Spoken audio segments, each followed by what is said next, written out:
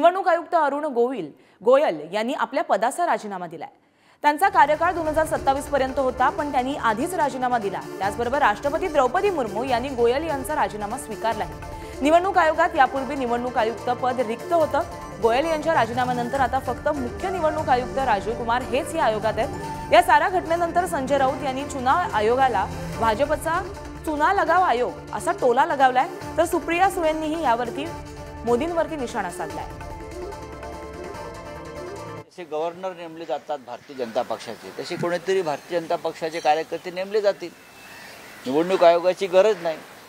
निवडणूक आयोग हा तटस्थ निपक्ष असतो, तो संविधानानुसार काम करतो। पण गेल्या 10 वर्षात निवडणूक आयोग हा भारतीय जनता पक्षाची एखादी एक्सटेंडेड ब्रँच, एखादी शाखा असावी अशा प्रकारे काम करतो।